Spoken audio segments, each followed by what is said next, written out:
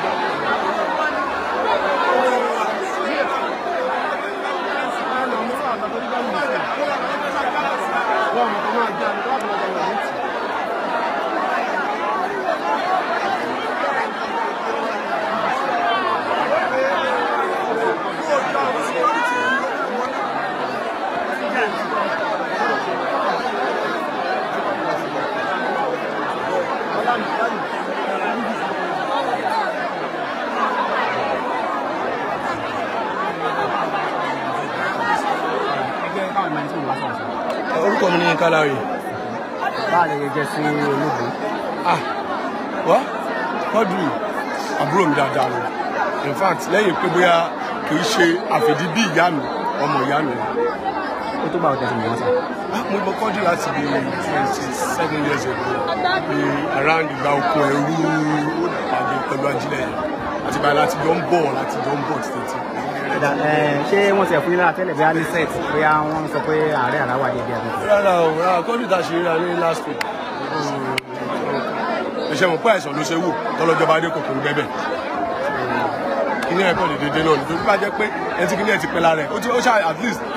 ṣẹ́ràn ó máa ń lẹ́yìn tó ń jẹ́ fún láti láwọn èèyàn kan tó máa sọ fún pé nǹkan báyìí dẹ́ ń ṣe mí o ibi ìdẹ́ máa ń ro mí o ẹgbẹ́ kò sí ọ̀kan. Gẹ́gẹ́ bí akẹgbẹ́ wọn ẹni tó súnmọ́ wá ju àwọn aráàta lọ kí ẹni sọ fún wa nípa ìjà ayé Quadri. Bí lè bá sọ ní bí òsàn ni àwọ̀ láwọ̀ kò ṣe nídìí kí n sọ ọkọ tẹ bá gbé kámẹ́rà yín ráǹtẹ gbé kámẹ́rà yín ní ráǹtẹ ẹ máa rí wípé kò ṣe ní ìfàsíkò ẹ̀. Kí láwọn kẹtẹ máa ṣàfẹ́rí ẹ̀ nípa wọn? Kíkúnlẹ̀ kí ni number 1 ẹ̀ló bọ̀dá mi ṣọwọ́ pa ní number 1 ìkejì ni ìpè ní ìbánisọ̀rọ̀ ó máa ń pè mí gẹ́gẹ́ bí àbúrò àpèmà bọ̀dá mi ṣàlẹ̀ pé kí ní gangan ìgbà àtọmọ mi tọ́jọ́ máa ń ṣe gan tó bá ṣe àpè bọ̀dá mi fẹjọ́ àbúrò mi sùn ní o ṣe báyìí so gbogbo olú àwọn kò dẹ ọ̀rọ̀ nípa táwọn èèyàn máa sọ ìmọ̀lẹ̀ tó bá ti ń sọ̀rọ̀ yẹn ni màá máa rántí irú ìgbé ayé tá a jọ gbé papọ̀ nígbà tó wà láyé. Àbúrò aráfẹ́ra kò sí.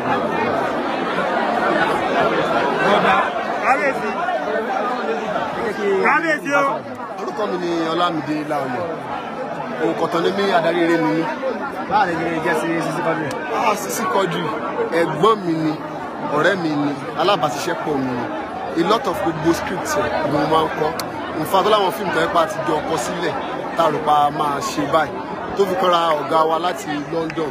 táyé ṣe. Ọláwọn ṣe ta ti jọ pilot. Even lórí tébù wa, àìsàn ń jẹta. Tó ní àtọ́ra ló máa ti yá o. Ẹ jẹ́ kí n padà sí òkú ká máa discuss bá a ṣe máa. Kálẹ̀ ẹ̀dọ́gbẹ́ bá sọ̀rọ̀ ń jẹta. Sisi Quadri a sì bá sọ̀rọ̀ ń jẹta tó lóun wà ní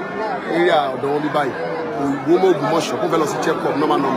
dípò kí n táwọn bá ti yá ọ̀gá ìmọ̀tọ́lá máa ríra wọn bá ti máa ṣe àwọn nǹkan tí a fẹ́ ṣe bẹ́ẹ̀ tí nìkan bíi 2 ọ̀sán àná tá à ń ṣe lọ́wọ́ iṣẹ́ táyé iṣẹ́ náà là ń ṣe lọ́wọ́ ní kọ́ ń wọlé lọ́tún lọ́sì ọlábà ló ti jẹ́ ṣé lóòótọ́ ni Sisi Quadri mo ṣáà láti yẹ fóònù mi wò nígbà máa rí báyìí from reliable source gbogbo àwọn bloggers wa wọ́n ti gbé àìsàn ló ṣe é wò tọ́lọ́jọ́ bá dé kò sí nǹkan tá a fẹ́ ṣe sí. Ẹ̀yin máa ń rí wọn dáadáa ju àwọn tó kù lọ ní orí set ṣé wọ́n ti bá pẹ́rẹ́ bóyá àìlera déédéé wà nígbà tẹ́jọ́ ṣiṣẹ́ pọ̀. Quadri ò kí ń fi àìlera ẹ̀ ṣeré o Quadri ò kí ń fa àìlera ẹ̀ ṣeré Quadri wà ní tó máa ń fún wa lóògùn gan tó máa ń kó bùkà káàkiri kò kí ń complain anything pé nǹkan ṣe torí pé kò kí ń bọ àṣírí ara ẹ̀ tẹ́lẹ̀ tí ì bá ń ṣe báyìí kò fi bá kán sọ wípé nǹkan kan ṣe orí tó jẹ́ bí àgọ́ ara. Gẹ́gẹ́ bí alábàáṣiṣẹ́pọ̀ kí làwọn tẹ máa ṣàfẹ́rí ẹ̀ pa Quadri. N tí máa ṣàfẹ́rí ẹ̀ pọ̀ o landmark Sisi Quadri pọ̀ ní fún industry tí ò tí ì sí ìlú ẹ̀ táàtì ọ̀bọ̀n yẹn ló máa fún wa nínú rẹ̀ gbogbo ẹni bẹ̀rẹ̀ sọ́kọ́ ṣe kọ́mẹ́dì lẹ́nu bóyá òun bẹ́ẹ̀bù ni àìdá ọkùnrin àbóbìnrin Sisi Quadri ni mẹ́ńtọ̀ wọn a dẹ̀ máa ṣàfẹ́rí ẹ̀ gangan globally ní star Quadri kì í ṣe pé òun nìkan lọ fọ́ṣẹ́ kì í ṣe pé ọ̀ṣun state nìkan lọ fọ́ṣẹ́ ọ̀fọ́ṣẹ́ wà ní theatre practitioners ọ̀fọ́ṣẹ́ àwọn upcoming skit maker ọ̀fọ́ṣẹ́ àwọn tó yẹ kí wọ́n ti get great comedian torí bá èmi ń bù yan o ẹlẹ́nu abẹ lèmi ẹlẹ́nu òrófó lèmi Sisi Quadri gangan lọ̀gá ẹ̀ o lè má wà sábẹ́ kó gba form àìmọ̀ èèyàn ló ti inject comedy ẹ̀ sínú ayọ̀ tó kálukú ti ń fi jẹun ìfún ikú rẹ̀ sí báyìí àwọn ọ̀rọ̀ kan tá a sọ lára rẹ̀ pé kí ni faith gbogbo àwọn tẹ́kọ́ jẹ́ bíi mentor fún àwọn tó jẹ́ upcoming lábẹ́ rẹ̀ Sisi Quadri jẹ́ pé ẹnìkan láyé tó yẹ pé ìjọba ti ń ṣiṣẹ́ bọ̀ láyé kọ́ sí mi láǹfààní àti fẹ́ lo Sisi Quadri ló fíìmù ẹ̀ wọ́n jọ bẹ̀rẹ̀ látàyé ajílẹ̀ yẹn àbúrò mi a máa ṣe wọ́n rí lórí èmi mo máa ń lo Sisi Quadri bí omi òjò kò fi jọ́ kan cháàjì mi rí Sisi Quadri máa ṣe lọ́wọ́ lájà máa fẹ́ ṣùt lóṣogbo ṣé dé ìtì ọ̀ṣá yẹ wà á rí mi lọ́la á dé a ṣe nǹkan tí a fẹ́ kó ṣe Sisi Quadri ò kí ń cháàjì èèyàn kò rí rẹ̀ bí star ó bá ọmọdé ṣe ó bá gbàlagbà ṣe upcoming ó bá ṣe ó bá àwọn diaspora ṣe tíṣà máa wá bá pè láti UK ọlọ́pẹ́ olóòpì kíkọ́ ṣàmì má dàlú mo ti lọ sọ́dọ̀ ní jẹ́ kí n pí kíkọ́ rẹ̀ mọ́ Sisi Quadri rẹ̀ lẹ́ẹ̀gan àti lùsì nǹkan táti ọ̀bùn yóò máa wáyé mọ́ Gbẹ́ngà Adébóyè lọ àwọn fẹ̀dé là ń rí ààrí tí kò fi dè ní Sisi Quadri náà ti lọ kọ́lọ́ má ṣe kúrẹ̀ ní tẹ̀lé ní Ọ̀ṣun state kó má ṣe kúrẹ̀ ní tẹ̀lé ní Ìwó kó má ṣe kúrẹ̀ ní tẹ̀lé Nàìjíríà kó má ṣe kúrẹ̀ tẹ̀lé láàrin àwa òṣèré àti àwọn tí wọ́n ń bọ̀ lẹ́yìn àtàwọn tí wọ́n ti lórúkọ àtàwọn tí wọ́n ń bẹ náà ẹ ṣé gan ni mo rí lè dúpẹ́. ara ọ̀gá ọlọ́sùn state náà lè lórédè àwọn BBC Nàìjíríà nílẹ̀ táwọn náà ṣàlẹ̀ àwọn BBC àwọn náà ṣe ẹbí táyé ṣe èmi ìfẹ́ grant interview ẹ láti máa grant ẹ. ẹ̀yin máa ń ṣe é ẹ jẹ́ ká mọ̀ yín àti ẹ jẹ́ ká mọ̀ yín sá. orúkọ mi ni Ọ̀túnba Adékúnlé Abọ́ládé tí gbogbo ayé mọ̀ sí gbogbo èdè. Ẹ̀pẹ̀lẹ́ akú aráfẹ́ra bọ̀dá. lọ́la bá wa ṣẹ́wé mu ẹ já mọ ìwọ̀n bẹ́ẹ̀ ṣe súnmọ́ Quadri tó nígbà yìí. Kò sí ẹni tó máa wà láyé tọ́jọ́ ọmọ Yorùbá tí ò ní mọ̀ ìpè òun súnmọ́ Sisi Quadri. Àjọṣepọ̀ àkọ́kọ́ tó máa wáyé láàrin àti Sisi Quadri ètò 2015 ìgbà tí mo kọ́kọ́ ya sinimá mi tọ́jẹ́ òye kàn mí. Ìgbà tí mo pè pé mo fẹ́ ya sinimá dodo èdè síbẹ̀yìn lẹni fíìmù fúnra yín mo ní ẹ tá fún mi ní owó oúnjẹ tí wọ́n jẹ. Sisi Quadri kì í ṣe ẹni tí máa ń ṣáàjì èèyàn àbí tí ó fi ayé ní èèyàn lára. Ìgbà tá à ń bọ̀ wá síbi ìgbà táwọn èèyàn máa jọ ń sọ̀rọ̀ kan Sisi Quadri ni the only star tí a sọ wípé tẹ bá pè lọ́wọ́ kan èyí sọ wípé iye tí màá gbà rí tó bá ti jẹ́ pé ẹni tó nífẹ̀ẹ́ sí ẹni tó fẹ́ràn yóò wà báyìí sétí ìlú ní tìbù. Sisi Quadri jẹ́ èèyàn tó jẹ́ wípé inú àwọn tí máa ń jẹ́ kí ògo mi ọ̀tàn ńlọ́wà ọ̀pọ̀lọpọ̀ ní ọ̀dẹ̀mọ̀ kó ti wà látàyè wá ọ̀pọ̀lọpọ̀ àwọn èèyàn tí wọ́n jẹ́ skit makers nísìn tí wọ́n jẹ́ comedians nísìn tàbí tó bá sọ pé ò lè búyàn ọlọ́mọ mọ̀ dá Sisi Quadri pẹ̀lú wípé adá méègún tí ó sì mọ̀ pààyàn lẹ́rìn ó ti ṣe tiẹ̀ sí ó ti lọ àwa tó kù ní ká máa gbígba bí ìgbà wípé àní dọ̀là tó bá láyà kó sìkà tó bá ti rántí kú gá kó sòótọ́ tó yẹ pé bí Ọlọ́run ti máa ń dá ẹjọ́ èèyàn ó ní tí ń ṣẹlẹ̀ níbi àwa tá a wá sẹ̀yẹ kẹyìn fún pẹ̀lú ìwà tó wù ó wáyé lọ́mọ yìí pé àjẹ́nà Firdaus Ọlọ́run gbọ́dọ̀ fi ta Sisi Quadri lọ́rẹ ó ti wáyé ó ti lápá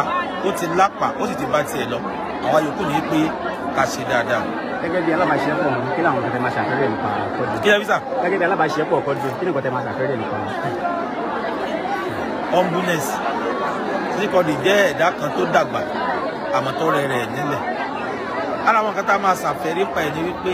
ká pè yàn ṣiṣẹ́ kọ́mọ ni ẹni tó ń bá ṣiṣẹ́ lára. Ara àwọn kan tá a máa ṣàfẹ́rí ẹ̀ ní wípé kẹ́ ẹ fẹ́ ṣe nǹkan tó gbárùkù tì yín ní ìpínlẹ̀ Ọ̀ṣun táwa wà gbogbo àwọn stand-up comedians láyé wọ́n máa fẹ́ ṣe any event Sisi Quadri ni ó dájú wípé tán bá pè tí ó wà tí ó dá wọn lóhùn. A lot of events láti òní lọ lọ́jọ́ wípé àwa tí a máa ń pe àwọn èèyàn táwọn èèyàn máa ń torí Sisi Quadri wà event yẹn yóò máa fìrò díẹ̀díẹ̀ torí pé ẹni tí wọ́n fẹ́ máa ń wò mọ́ wa lára ni ló ti lọ yìí. Kò sí bí àṣẹ ní máa fẹ́ kù lójoojúmọ́ àdúrà wa ni pé àtẹ̀bí ẹ̀ àtàrẹ àtàwọn tá a jẹ́ olùbáṣe ẹ̀ kọ́nà ó di fún alọ́pọ̀lọpọ̀.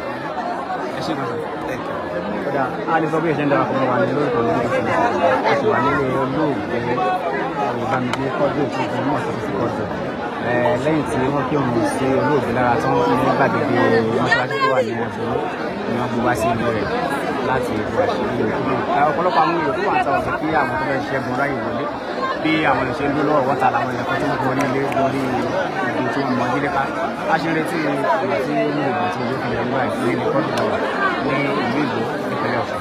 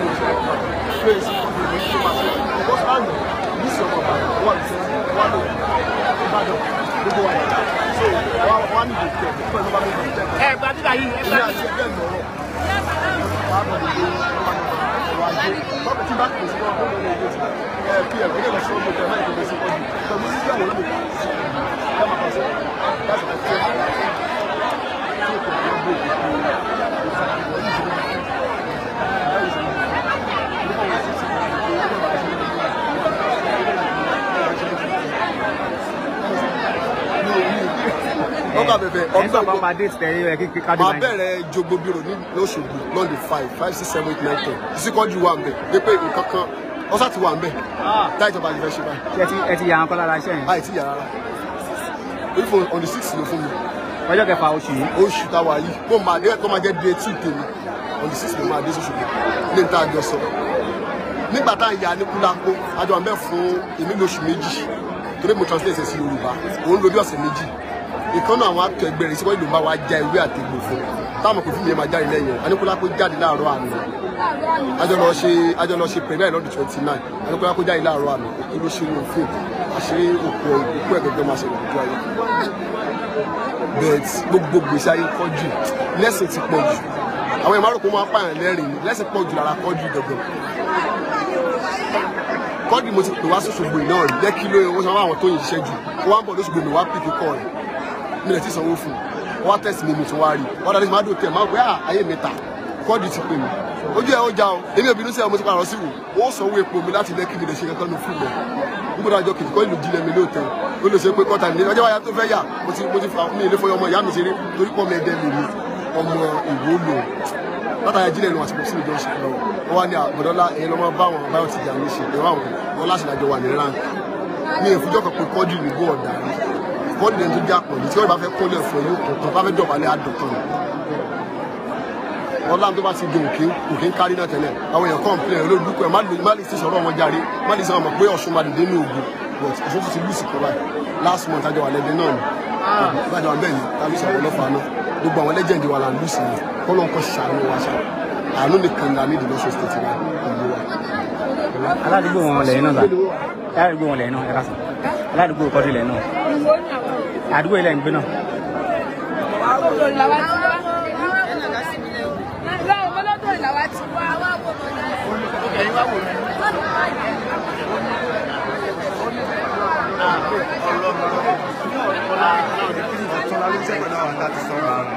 iṣẹ́ tí mo ṣe lọ́ọ̀lì etí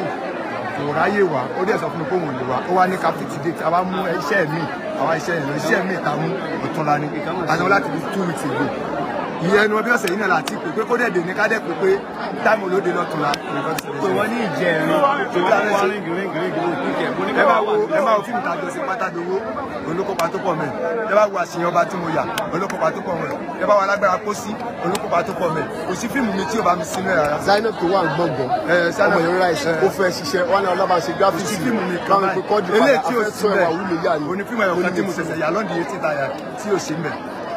kò sí fíìmù bíi mẹ́fà tí mo yà kò sí tí ó sì mẹ́ so Ìbàdàn mo ti jí débi àárọ̀ kò sẹ́ni tó máa gbọ́ orúkú Quadri tí ò ní sọ so ó dẹ̀ jẹ́ lẹ́sìn fún mi wọ́n. èkó láti pè yàtọ̀ tó dé